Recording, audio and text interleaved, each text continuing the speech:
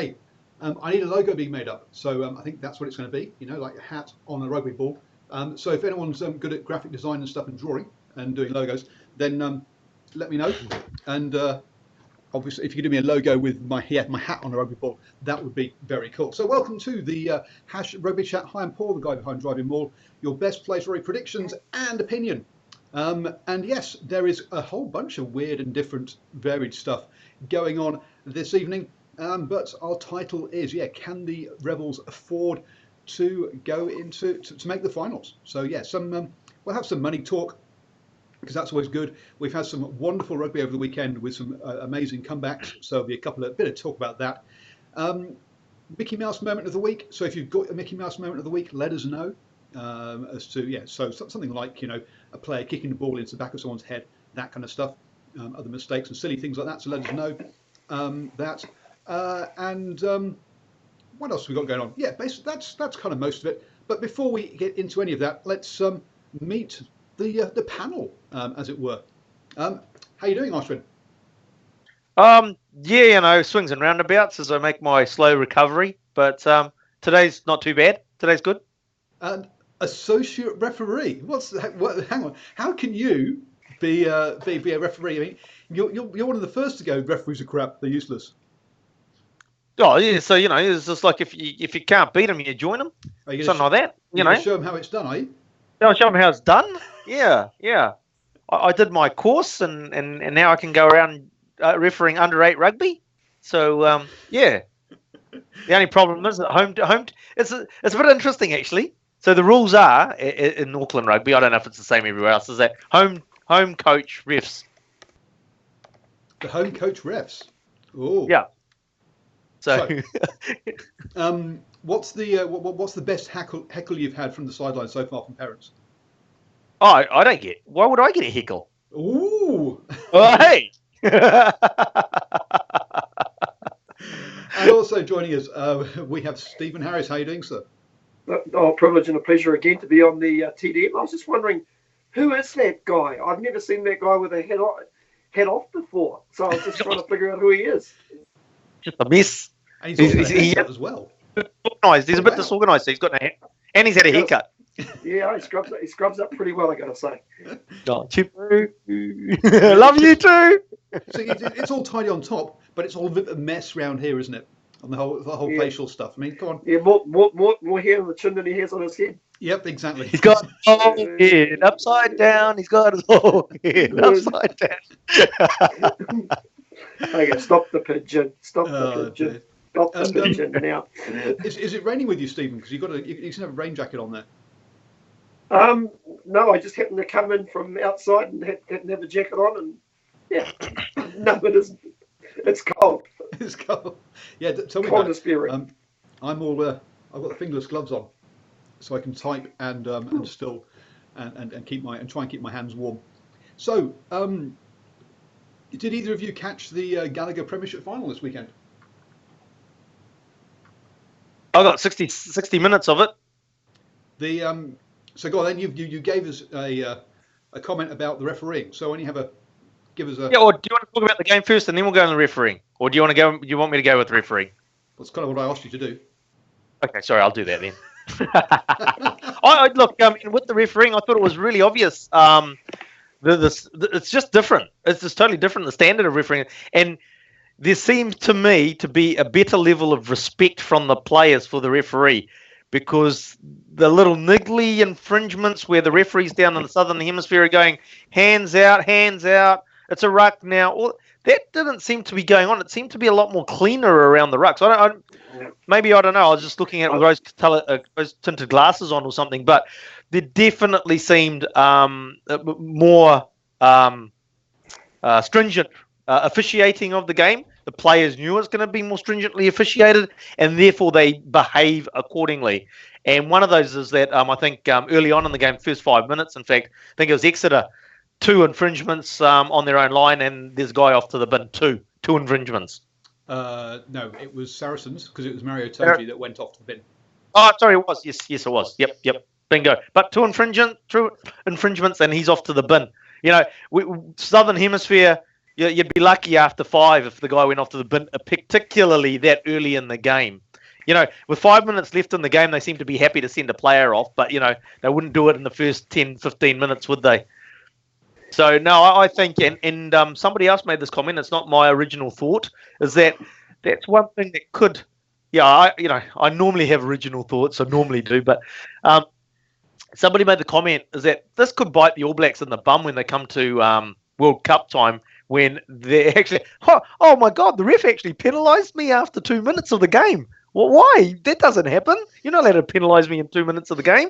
So, and also, not being told, could you please take your hands out of the ruck now because it's a ruck? So I'd really like you to take the hands out of the ruck now. Could you do that for me, please? None of that going on. It's basically, no, hands in the ruck, penalty. I'm going to say, guys, I didn't see the game in its entirety, but I did see the highlights, and the official was actually Wayne Barnes. And one thing Wayne did, he was very, very clear to the players, even when they were trying little subtle stuff like holding players in. He pretty much made it clear, listen, I know exactly what you guys are doing. To say there were 2 cards handed out in the first 20 minutes. Actually, Henry Slade was actually carded first for Exeter Chiefs, and then Itoje got his yellow card around about the 20th minute. And if we look at it after that, there were no more yellow cards out after that. But admittedly, I thought at 27-16, I thought Exeter would actually finish over top of Saracens. I've got to give sort of Tane Takalua, who's the Tongan halfback who I was having a chat to at the Northland Rugby trial on the weekend. Sort of Tane Takalua, as we know him, has been playing for Newcastle Falcons, and I asked him for a bit of a prediction, and he did say he felt that Saracens would basically win the game, and a lot of the heavy hitters would come to the party. A lot of English internationals and current guys as well, and that's exactly what they did in that second half. Yeah, it is, and I predicted Exeter to win. Now maybe that's a bit more heart over head as they're my team over there, but I thought that Saracens really had targeted the European Champions Cup this year, and when Alex Good went on his like 2 or 3 day bender, where he didn't get changed out of his rugby kit afterwards, I was wondering, could they really lift themselves again for another final? And after 58 minutes, when Henry Slade went over to make it 27-16, I thought Exeter have got this one in the bag. They're 2 scores ahead now.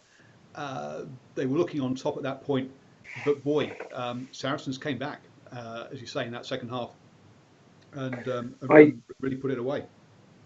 I wonder if an interested spectator to that game would have been Michael Checker, because you've got to be impressed with the form of Will Skelton. He looks a bit leaner than what I've seen of him before. I don't know whether that might be just the black jersey, but he'd be a reasonable acquisition to the Australian team. Yes, no? He has lost a lot of weight. Yeah, he is much leaner than he used to be. You also used to see him, to my mind, he was one of these guys who was told to be aggressive and told to be physical, and would overdo it and would get himself yellow carded every game. Now, look, I mean, just watching Will Skelton from the Leinster Saracens, and then obviously the Exeter Saracens game, he's a lot more athletic. He's doing smart things. He's doing clever things. He's not just, as Paul was alluding to just a moment, he being a big buffer and going around and being, doing silly stuff, physically silly stuff. He's playing rugby. He's concentrating on doing his role, and that was really obvious. And he's really effective because he's such a big guy. He's very effective in that role when he does it right. And I think you're right. Checker's basically got to do the old Gateau clause on him and drag him into the Wallabies, surely. Ashwin, I've got a question for you. I just sort of looking at the Saracens bench. They had the likes of Wigglesworth and Streddle and guys who've all played for England. Did the bench make a difference? You think? Look, it's hard for me to tell you the truth, Steve, because at 60 minutes I did pack it in about 60 minutes, and that's no reflection on the game. The game was a good game. It's just that I'd been up until that 60th minute of the game. I felt at the time I was going to, even though when I went to sleep, Exeter was in the lead, but it did feel that Saracens were building. So without seeing all the bench players coming on, they did seem to be building momentum going into the last quarter of the game. Yeah, I think they made a couple of changes. Maybe a change to the middle row. Atoji actually started in the number 6 jersey, so that gave them a pretty sizable sort of pack with George Cruz and Skelton in the middle row. So, well, listen, credit to them. They've done the double.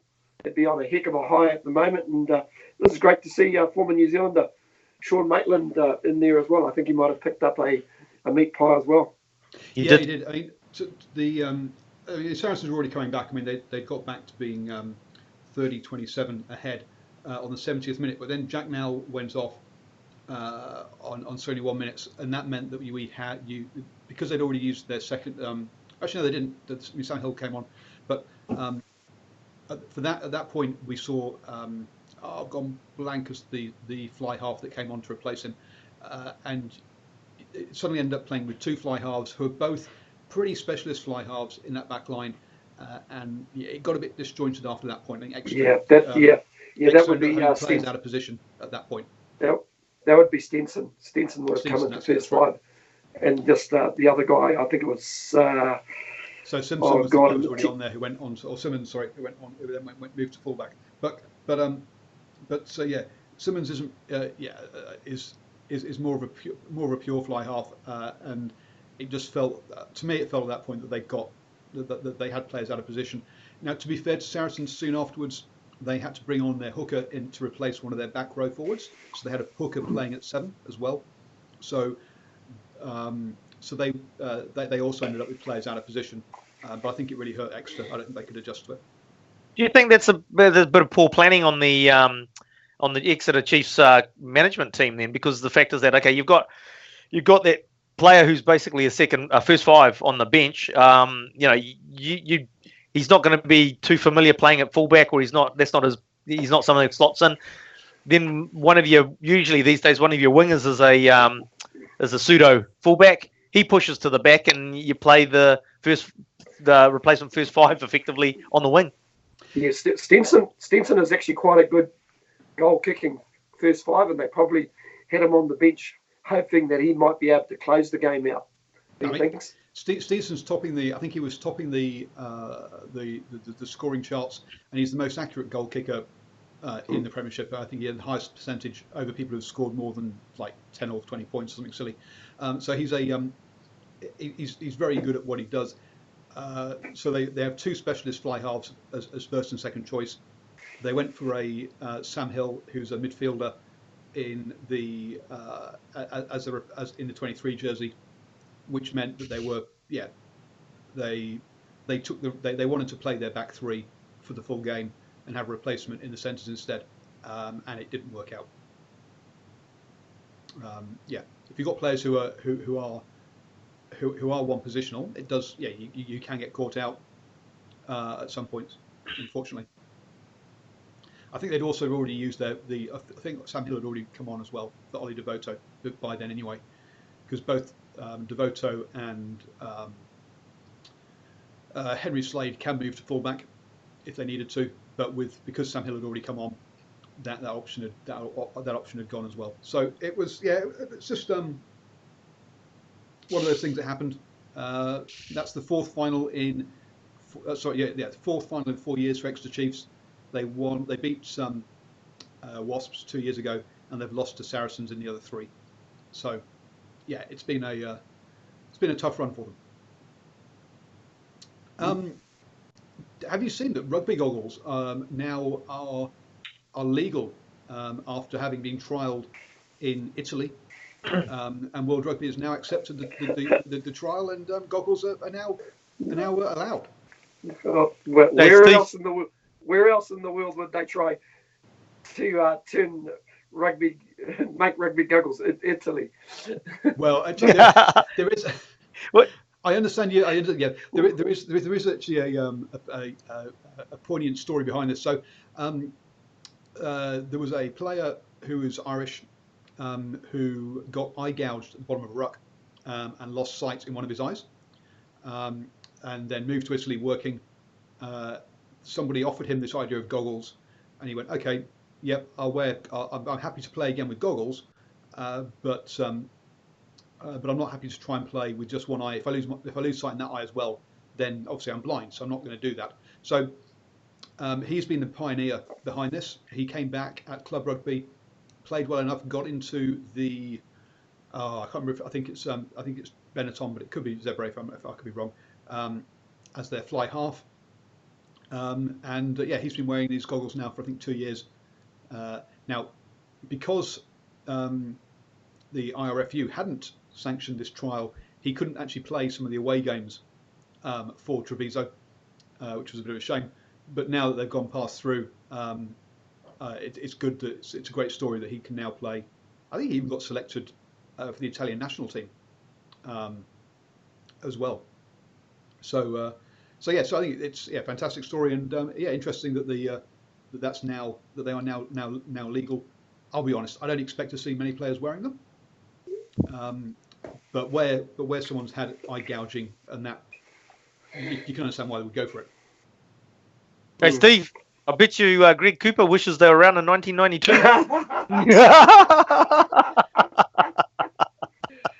Yeah. So, 1992 back then is the Air New Zealand NPC. What is that? The Mitre 10 NPC. And so the final was between Waikato and Otago, and it was being played up at Rugby Park in Hamilton, the old Rugby Park. And our friend Mr. R. Lowe basically dug his fingers into Greg Cooper's eyes. Yeah, that was a good year for Lowe, because not only did he eye gouge Greg Cooper, I think he broke Paul Carrozza's nose as well. Yep. Paul Carrozza scores the try, and Lowe decides he'd do the old elbow drop. Breaks his full WWF, because it was WWF back. Full WWF. Listen, how he got away with it, who knows? Yeah, now he'd be banned for at least a year, if not 2. Oh, absolutely. Yeah. Listen, it's a great thing. You'd be mortified if you had a son playing who basically got eye gouged, or it's just violence, But unfortunately, that was in that time they got away. He got a ban. He got a ban for the eye gouge. I'm pretty sure he got a ban for the eye gouge. I'll Google it while we're on, but I don't think he got anything. Not even a penalty or nothing out of the Carrozza incident. Oh dear, it was a different game back then, and people say, see, rugby's going soft.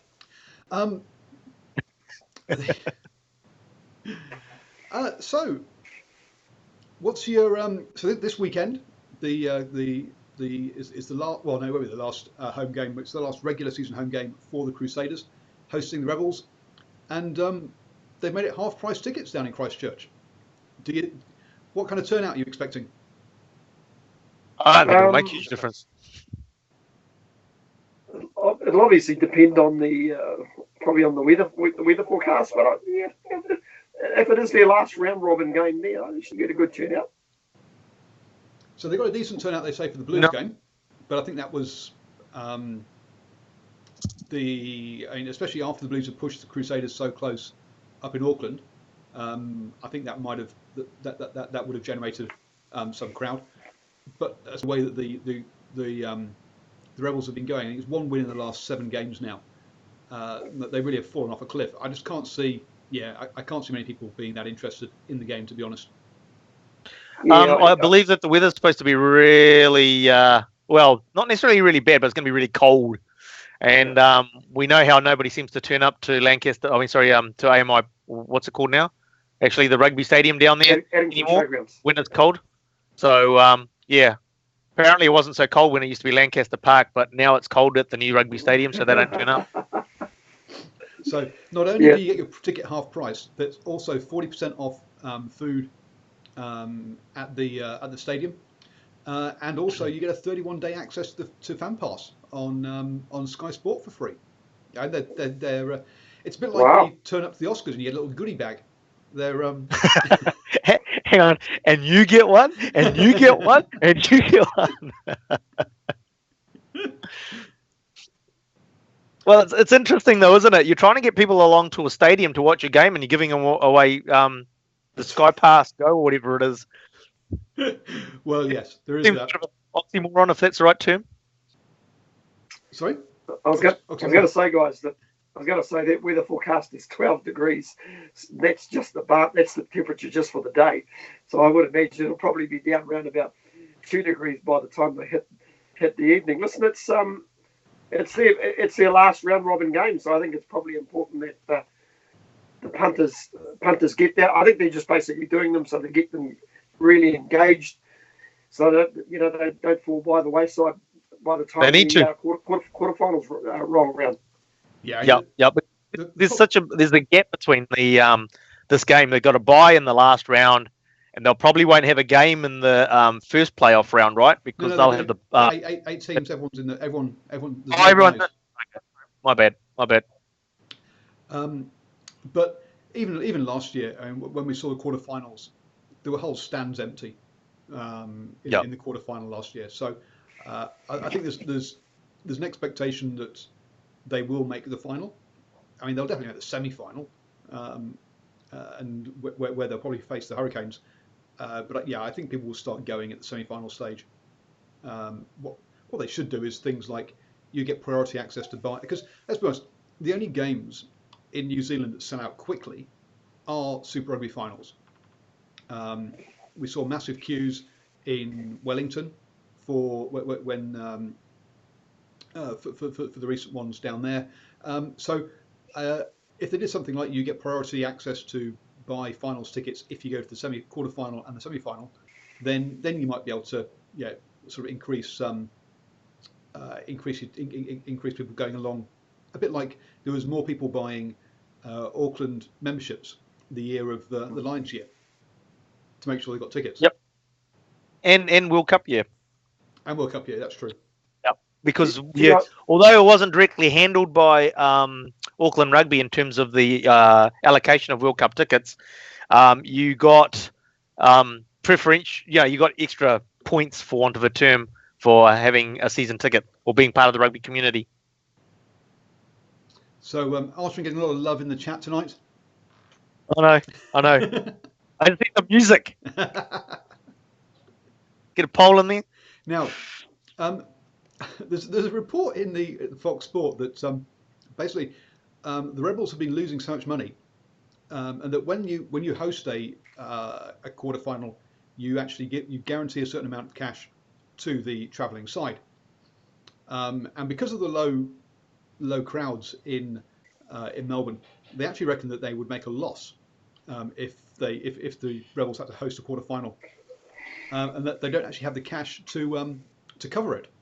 So actually, perhaps the whole reason that the Rebels are tanking all of a sudden is actually they can't afford to host a quarterfinal.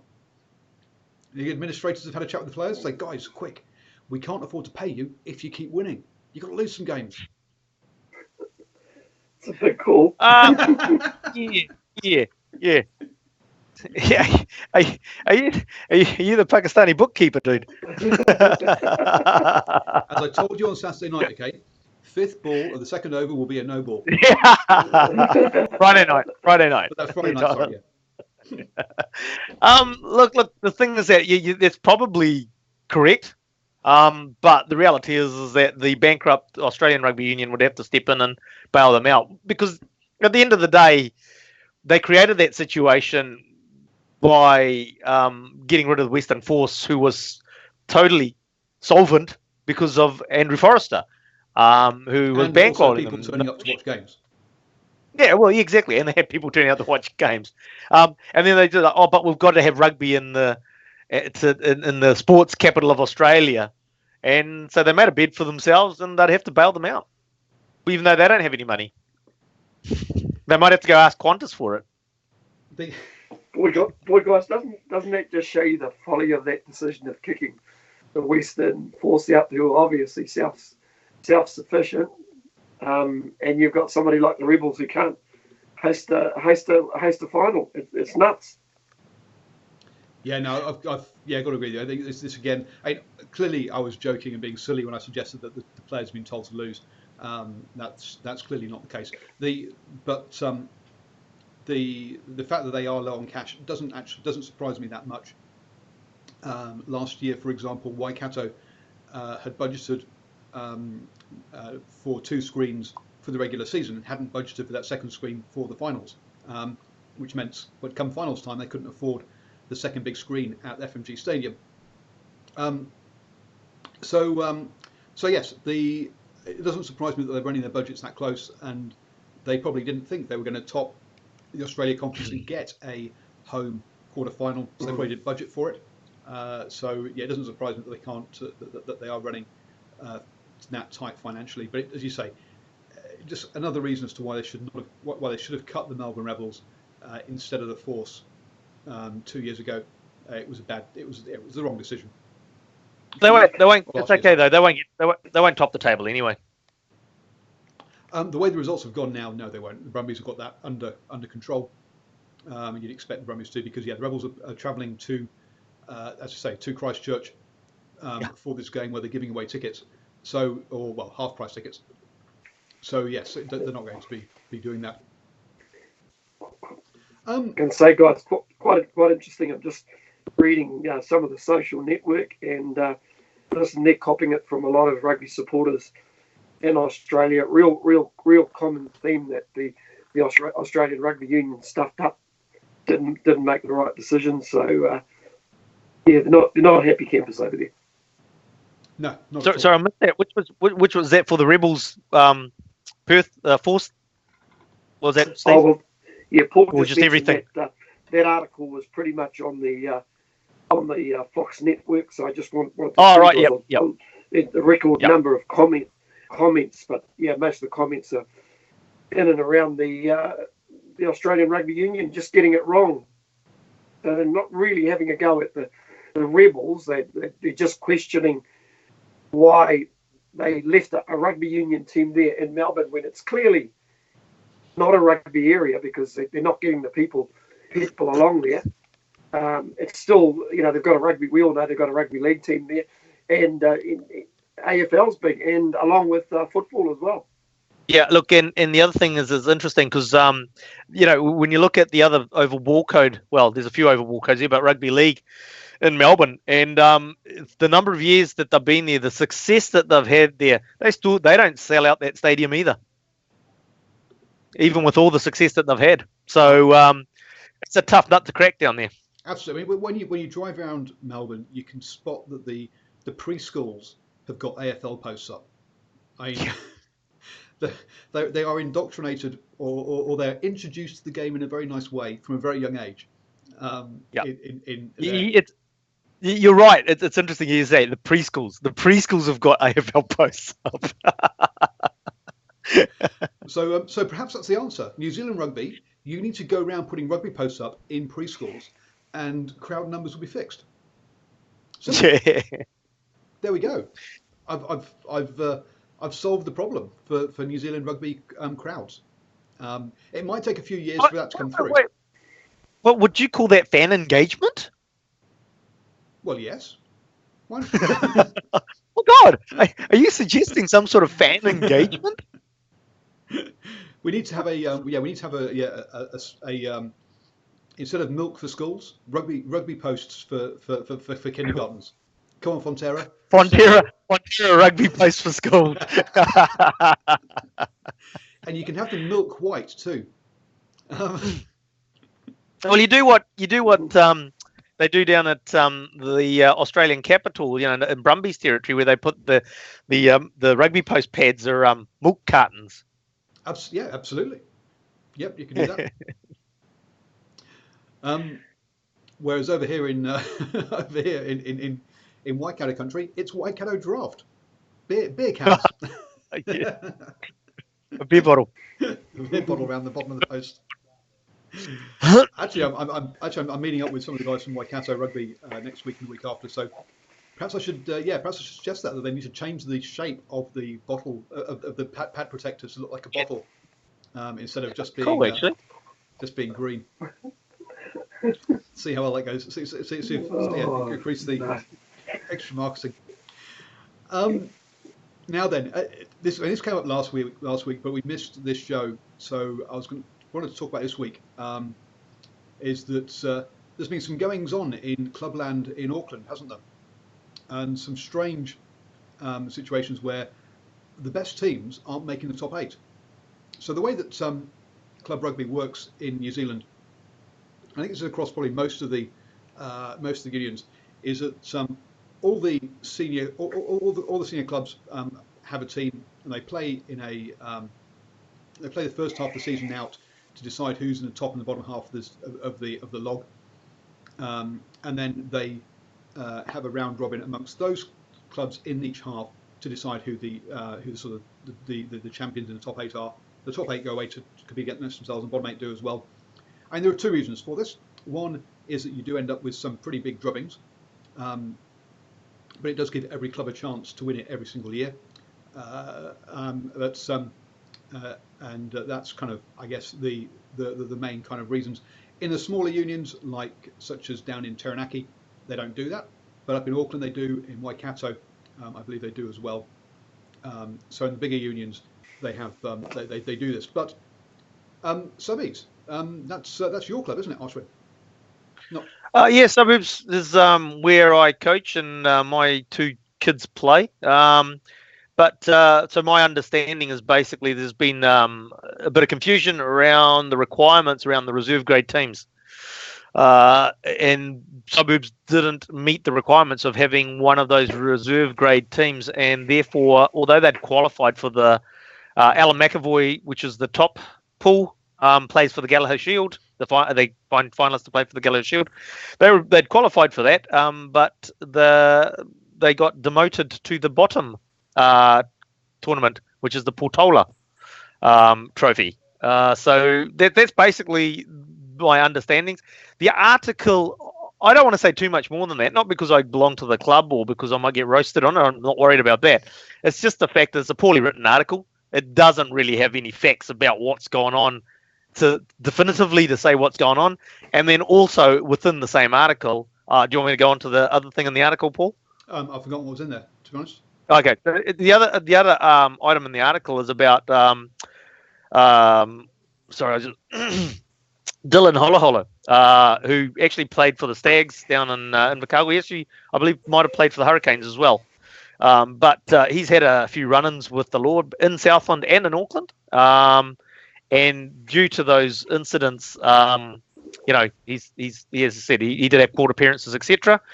So he's playing for the club. Now, the article goes along the lines of that there's been a mass exodus of junior club members because of his inclusion at the club. Now, as I said, I belong to that club. My children belong to that club. There has not been a mass exodus. There's been one family that I know that has left. And so I'm hesitant to sort of go and comment on an article in a reporter who's not doing his homework, who's not going out and finding out what's going on and, doing a bit of journalism, which they supposedly go to school for, and then just basically goes and sensationalizes something that just didn't happen. Yeah, but we see kind of this sort of stuff from the mainstream media here from time to time. A famous one of it is that is at Eden Park, where they can only do so many events and can't put on enough events to basically pay for the stadium. And they get blocked from doing events by a residents association, where there's something like 6 residents in the area. One of whom happens to be Helen Clark, who's the ex-Prime Minister of New Zealand. And those 6 residents effectively stop Eden Park from putting on extra events. The majority of residents around there are happy for there to be more events, and they're starting to become more vocal. But again, you end up with this group that they call the Residents Association, which so you assume it represents the residents, but in reality, it represents a couple of people, and the newspapers don't point this out, that actually it's only a couple of people. It's not all the residents. So it's not unusual for reporters just to take the easy route of, hey, I've been told this, I'll just run with it. Yeah, very frustrating. Yeah, I mean, you're so right about that residents association. Basically about 6 people on that. Comrade Helen being the biggest person on there. And slow down. Yeah. Let's leave the politics out of this one, please. God, dear. Well, the sad part is though, Paul. No, hang on. We do have to bring it in because the problem is that she has too much influence as being the ex-prime minister of the country. Now, you had a fundraising event that was going to raise money to make baby incubators for third world countries, and she had that shut down. Now, in purely off the back of her profile. Now, as I said, let's leave politics out of it, but you can't leave politics out of it when it's her profile that's basically lending itself to getting things shut down. Oh, yeah, and that's, it was more the comrade comment, but yeah, no, you're right. She's say it's undue influence because of who she is. A bit like whoever that person that got that article by that reporter is undue influence because it's a story from a mate. Now, probably. So again, it's undue influence of a small number of people in these articles. Sorry, Stephen. I wonder, guys. You know, when you get articles like that, you get 6 residents. It paints a real negative picture around Eden Park. If you know what I mean, people. You know, when you hear about a whole lot of residents are moaning and groaning, you know, people who want to go to the games think themselves, why bother if people are moaning about it? So, hey, you know, one of the biggest things about Eden Park is that, it's in a residential area and it's, you know, and it's hard to get to and blah, blah, blah. And it's just like, I was watching a bit of the World Cup cricket last night, that awesome game between Pakistan and England. And it's, they had because everything has a drone shot these days, right? And it's just like, that ground surrounded by residential tenancies and blocks. Mm-hmm. It's just like, but they make it sound like Eden Park is the only ground in the world that's built in a residential area, and it's just like, it just drives you insane. Look, I'm not against, just to be clear, I'm not against the waterfront stadium, but I just sort of think that the rubbish that's put forward around Eden Park means that the debate isn't genuine. Yeah, I mean, and you've got stadiums like, I mean, Twickenham, for example, known as HQ amongst rugby fans in the UK, is in a residential area. Doesn't have a nearby train station particularly, and you have to walk through the residential area to get to the train station. Whereas places like Wembley, for example, which again, there are houses not very far from Wembley, but there is also a train and tube stations right at the ground, so you can exit without having to walk through lots and lots of houses. At Eden Park, again, there's a train station right next to the ground. You can exit without really having to walk past many houses. Again, so yes, it's in a residential area, just like a lot of other stadiums are, but just like properly positioned stadiums, it has public transport right there, so you don't have to traipse through lots and lots of residential areas. There's very few grounds nowadays that aren't in a residential area, to be honest, because all the old grounds, at least, modern ones can be out in industrial complexes in the middle of nowhere, but that's not fun either, to be honest. Look, and so just to bring it, just to sort of like, and that's the issue. So when we talk about this issue around Auckland Club Rugby, it's just the facts aren't there, and the facts that are there are incorrect. And that's the problem. That, as you said, going along, everybody just looking for clickbait in terms of actually providing actual correct information. Steve, and that's why shows like ours are good. Final thing?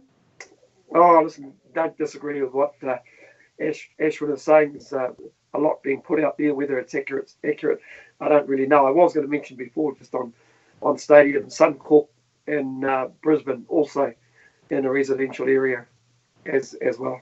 Yep. I guess the only sort of downside of this is that clearly Auckland Union or somebody has felt the need to say you've got to have 3 teams, and you'd hope that some clubs in Auckland would all have 3 or 4 teams anyway, and have all these teams filled. But the number of people at clubs is lower, and some teams are, and some clubs are struggling to put teams out. To get numbers, yeah. It's a shame. Yeah, look, I mean, what my understanding was there was a bit of changes happened early in the season. So the clubs had sorted out teams, and then they sort of decided to make a few changes, which affected some of the clubs who had to last minute try and reshuffle. Yep. That's my understanding. Again, I don't know the truth, and so I'm not going to hang my hat on that, whether that's the case or not. Yeah, I went to a club. I went to a club game out in Tauranga. Not in Tauranga, sorry. In Waikato. They have 12 foreign players, and without those 12 foreign players, they couldn't field a side. They just don't have enough local players, so they got guys on holiday, not holiday visas, 1-year sort of work visas come over to play for them, which is it's just that's the way club rugby is going. And Paul, just because you say this to us, because we have an international audience, you might want to tell people where Tairua is. So Tairua is in the Thames Valley Union, which doesn't play in the Mitre 10 Cup. It plays in the the amateur Meads Trophy. Mead Trophy?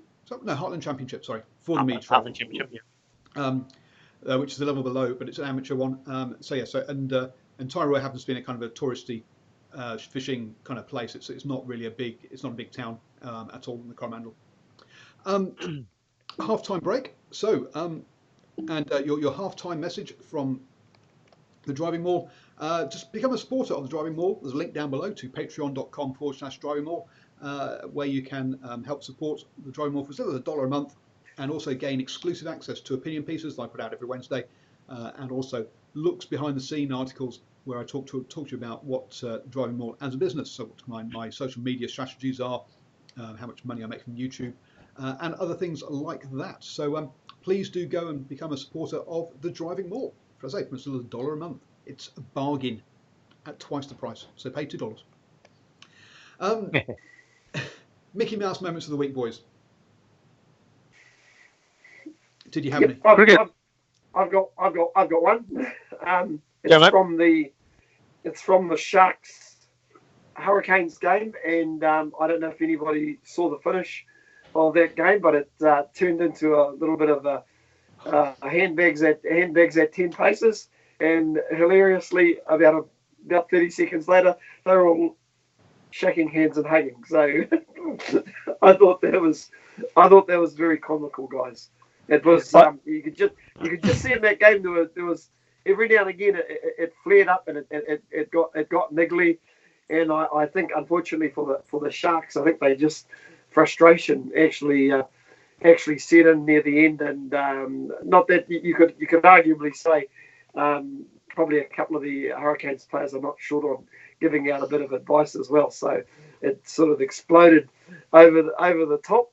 It was quite interesting. I saw a couple of, it's like even Dane Coles might have came off the long run as well and ran in from nowhere. And I don't know if there's been any repercussions with regards to that. But it all ended semi-friendly, shall I say? But I must admit I found it very comical at the time, and that's my Mickey Mouse. I was looking at that, and I looked at the ref and going, "Ref, why are you ignoring everything that's happening? You can see players deliberately holding other players away from the ruck so they can't get back into defensive positions." Just you said, like Wayne Barnes sorted all that out and told players very early on, "I can see you doing it. Stop it now, or else." Whereas the ref here, he was like, "Okay, I've got 10 seconds left. I'll let them just do whatever the hell they feel like. Leave them to it, and then full time. I'm off. I'm out of here. Thank you." Like, ref, just take the whole scruff of the neck situation. Blah blah blah. Yeah. Look, I mean, it comes back to what I sort of starting to harp on about. It'll sound like Justin Marshall and his intentional knockdowns, but the referees need to get down and basically penalise every single thing. So one thing we saw this weekend in the Waratahs Rebels game, Waratahs looking to do a quick throw in, and the hooker for the Rebels comes along and slaps the ball out of his hand. Referee penalised him. Should happen every single time. Right, when they're trying to do a quick throw in and the players in the 5 metre area blocking it, that's a free kick. Don't sort of let that go. It's a free kick unless it's touched outside player, hoardings, etc., so it can't be thrown in quick. That's a free kick.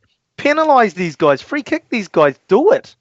This has to be done. And as you said, I did see what the incident that Steve's talking about, because I watched a hell of a lot of sport on Saturday night and suffered for it the next day. But it was so obvious that was Bob. That last 10 minutes, as you say, Paul, bubbling away, boiling away. It's coming. It's just that it happened to come with the final whistle gone, which made it even more ridiculous. And as Steve said, and then they gave hugs and kisses afterwards, after they've stopped fighting. But look, at the end of the day, that doesn't happen if the referee does his job and uses this thing called the law book. I'm getting used to not saying the rule book, the law book, and applies the thing. Anyway, so what's your Mickey Mouse moment then, apart from all the referees? So actually, interesting enough, when Steve mentioned that one popped into my head.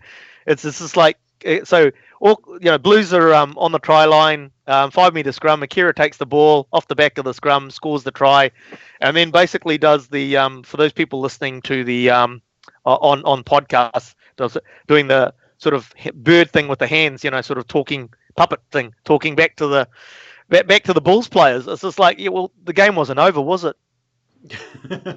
No. So he might have been sending a message to those Bulls players. He really needed to just get back to halfway and play the game. And forgot about doing that little thing, didn't he? He did. So mine was the actually. We talk about the Crusaders coaching staff and what a great job they do, but on Saturday they made some real bad mistakes at half time, because we saw the Crusaders come out in the second half and box kick the ball to death. Unfortunately for them, Sean Wainui was perfect under the high ball, and totally negated all of what they were trying to do, whatever that might have been. And yeah, guys, why did they suddenly start box kicking in that second half and continue doing that? That was the coaching staff had a poor half time from the Sailors. That's a very good example, Paul, because it's the number of times teams come against the Waratahs, and before his unfortunate demise in rugby circles, against the Waratahs, they do box kicks against the Waratahs. You're box kicking to Israel Folau. Where is your planning during the week? So what you're saying with the Crusaders is like Alamalu, Sean Stevenson, Wainui, 3 guys at the back that did not look like they were going to drop the ball. And when they did, they're doing correct technique. So when they do drop the ball, it's going backwards. They've got the support behind them to mop it up. Where is the thought pattern in box kicking or bombing to those guys? It's dumb rugby. Paul, it's probably a good segue into that particular game, because it was a heck of a game. But I think, like most people viewing it after 25 minutes, you thought, yep, here we go. This is going to be. I know the World Cup cricket had started the previous night, but there was a bit of a feel about that they were batting on a very flat batting track there in Suva. They were looking very, very good, but there were a couple of little changes, and you mentioned the obvious one, where they'd been just holding on to the ball, and that's where they were doing all the damage. I mean, so if you look at somebody like Anton Leonard-Brown, his first 20-25 minutes probably mirrored the Chiefs' performance. I'd never seen him make that many mistakes. So they were missing tackles all over the shop. They were, it was almost like the back line when they were trying something. They were trying to move the ball wide. It was almost like they actually met in the car park before the game. And that's how bad they looked in that first 20-25 minutes. But the 2 little subtle changes were the Crusaders all of a sudden, started kicking their ball away, which was a little bit weird. But the other little shift that the Chiefs made, they had been trying to go wide. And all of a sudden, Jack Debrasini started using inside balls. And for the first time this season, we actually, when you start doing things like that, you actually start taking that midfield out of the game a wee bit. You started taking Crotty and also Goodhue out of the game. And all of a sudden, you just started seeing breaks. And before you knew it, the Chiefs, they laid on a couple of other magical tries. And, even though the Crusaders, got their mojo going again and scored just before half time, you actually felt that the Chiefs probably got more confidence out of that first out of that last 15 minutes or last quarter than what the Crusaders did. Interestingly enough, I always thought, even with 15 minutes to go, I actually thought the Crusaders would still finish over the top of the Chiefs. But unfortunately for them, their line-out faltered. Well, not so much their line-out, but once again, we used the cricket analogy before, but Ben Fennell was bowling a little bit outswing, shall we say. There was bowling Harmison lineouts. But I mean, Debrasini, a player there that was considered not good enough for the Rebels last season, dropped for Reece Hodge to play at 10. Reece Hodge obviously is not a first choice 10 by any stretch of the imagination. He's a utility player that's finding that actually outside centre is probably his position by the looks of things now.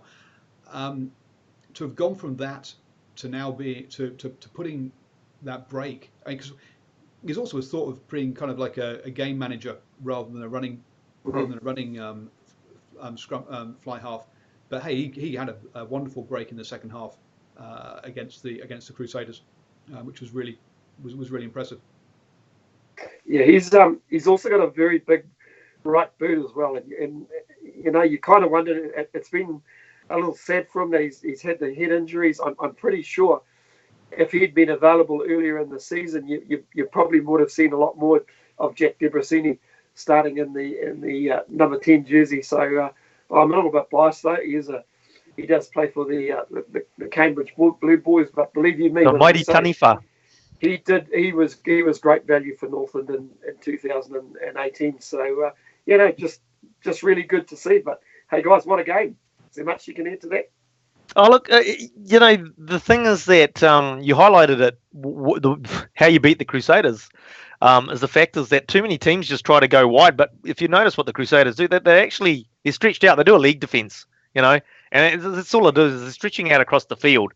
And for some reason, most of the teams get caught out against them. Is the fact is they keep trying to go wide. They keep going wide. And I think that's where the Hurricanes will struggle, is because that's their game plan, is going out wide and playing ball.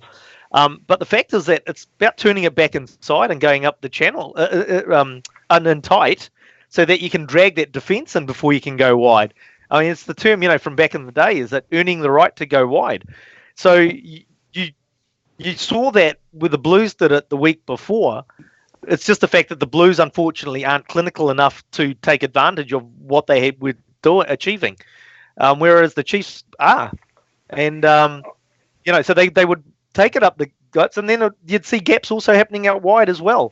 But, I mean, you know, and then if you good example is that you go up the middle, and then you end up with Atu Moli thinking that he's the centre throwing that awesome pass.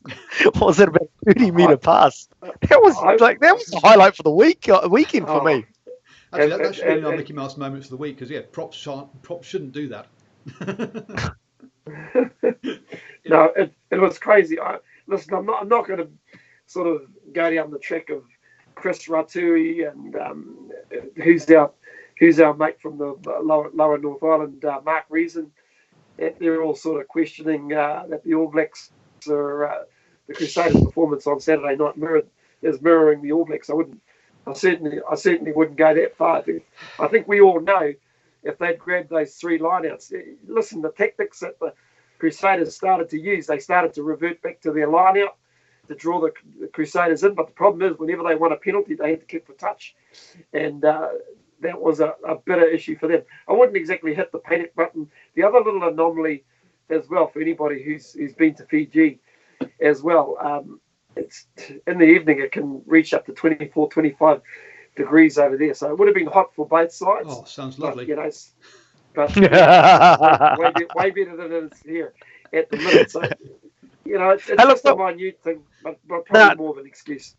Look, it's not a push the panic button for the All Blacks at all. But one thing it does highlight with the Crusaders is that the depth that they've had in years gone by isn't as strong as it used to be. And saying that, they're suffering like quite a few teams with a few injuries, etc. But you know, I mean, when you haven't got Moody and Franks, then the front row isn't as strong. Obviously, Fanel coming on and basically doing impressions of Harmison on the first day of an Ashes and throwing it to first slip. Yeah. I also wonder, guys, when you're sitting at the top of the log, you got a 9-point buffer. You know, you're in Fiji, all of the above, and I reckon after that first 25 minutes, it was probably all too easy for them. You know, they thought, oh well, here we go again. The problem is, I think a lot of their players did switch off, and I tell you what, that can be clearly seen with a couple of those breakout tries. You know, you always expect, well, where's the cover defence? Even when Jesse Pareti scored his try, there were only really two guys coming across. And of course, when Ale Malo scored his try, really, he was in open space. And once he had actually beaten Havili, he was pretty much gone. And I looked around for the cover defence, and it was almost like we were the chasers. They had just But both teams actually didn't have cover defence. That was the interesting thing. It wasn't just exclusive to the Crusaders, right? So when the Crusaders were making their breaks, this is like you're sort of thinking the same thing for the Chiefs. It's like, hey, where's their cover? Where's the guy coming across? Yeah, I think the Chiefs have been missing that all season. That's not. Oh, listen, we must mention the ticker those guys play with. Man, they play with some ticker, don't they? When you consider the injuries that they've had, before that game, I wouldn't have given them tuppence to win that game, but they just stay in the fight. And if you think back a week ago against the Reds, where they were a little bit lucky, but I'm saying that they just tackled like it was the last thing they did. And if we kind of look at the table, wow, there's all of a sudden a few results actually went their way, because there's a couple of teams that are probably going to cut each other's throat playing each other in these last two rounds. So really all they've got to do is go out and pick up another win. Now, if the Chiefs just got the one game left, Paul? Yeah, yep. Away to the Rebels.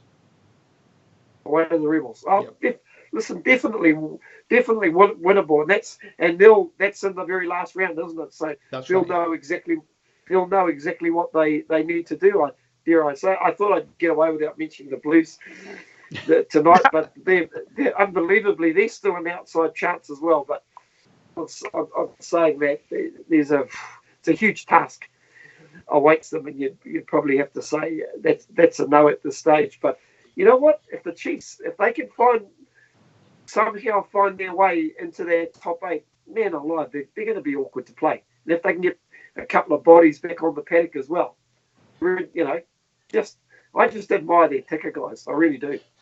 Oh, I think you're not the only one. I think they're the team this year. I mean, like that. A lot of people sort of, I suppose, with the way that they perform, you can't help but sort of like wave their flag. If they're not playing your team, you get behind them.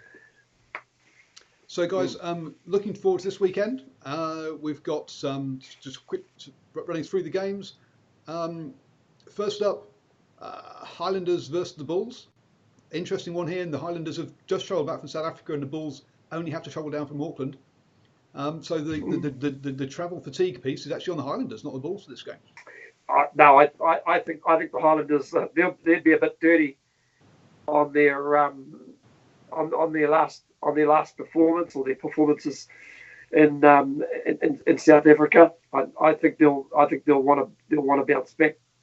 The Highlanders didn't they had a bye this week too, didn't they? No, they lost in.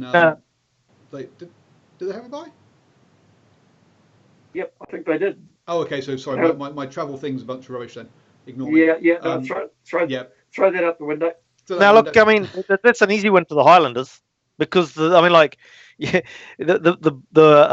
Blues should have won against the Bulls. Is just their lack of experience and just dumbass play that basically let them down. The Highlanders won't make those basic errors that the Blues did, and so I think that'll be easy for the Bulls. For the Highlanders. Battle of the colours as the Reds take on the Blues. Look, I mean, who cares? It's not a case of who cares. It's more a case of the fact is that I think Steve and I had this conversation, offline, so to speak, and it's the frustrating thing with the Blues is the fact is that the Crusaders apart, they could beat every team in this competition. It's just the fact is that it's the top 2 inches that lets them down. The Crusaders then against Rebels. There'll be no switching off this week, and I think the Rebels are in for a bit of a hiding there. I'm actually quite looking forward to this game, because we all know that the Crusaders are going to bounce back here and help the Rebels seriously, but I'll be curious in the way that they do bounce back, and it's close to the game I'm interested in. The other game I'm interested in is the Lions Hurricanes, but I definitely won't be watching it live. So probably the one that I know I will watch will be the Crusaders Rebels. Look, I think this will be a bonus point win for the Crusaders. Don't get me wrong, but for me, it's actually a sign of have they actually got a couple of issues leading into playoffs time. They've gone basically the last 4 rounds, apart from the Bulls. They've had a draw with the Shark. They had a loss over in South Africa. They really didn't perform that well against the Blues. although they had most of the ball in the game. And then they've gone and lost to the Chiefs in Fiji, where they basically switched off after 20 minutes. So they do need to actually pull up their socks. So again, I still think that they will win with a bonus point try. It'll be how clinical a performance do they put out there. Is it, yeah, they've pulled their socks up, or no, actually they're lucky they've got a bonus point try, but they're still not playing well. Yeah, as you say, Lions Hurricanes will be a big one. To me, actually, I'm looking forward to Sunday morning, 7:40 kickoff AM New Zealand time.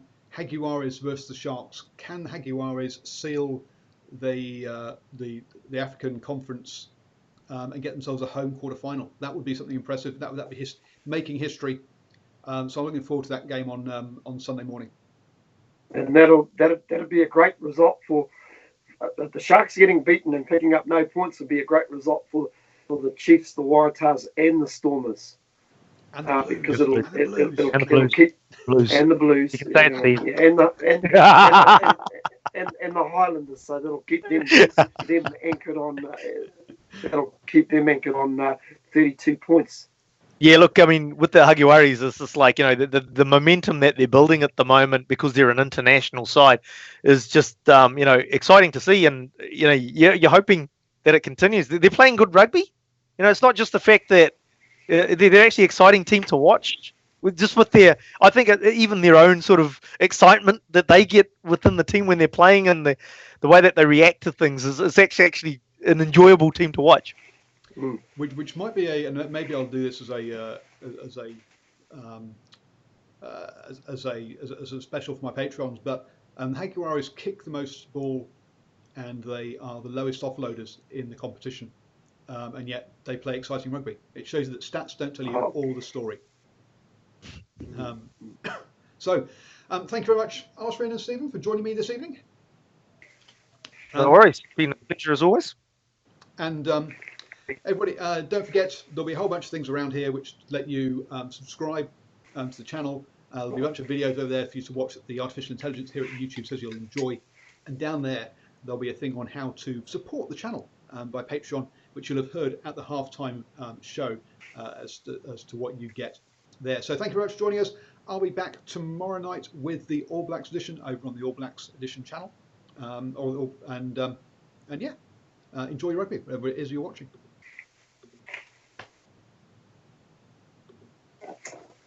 Awesome, lads.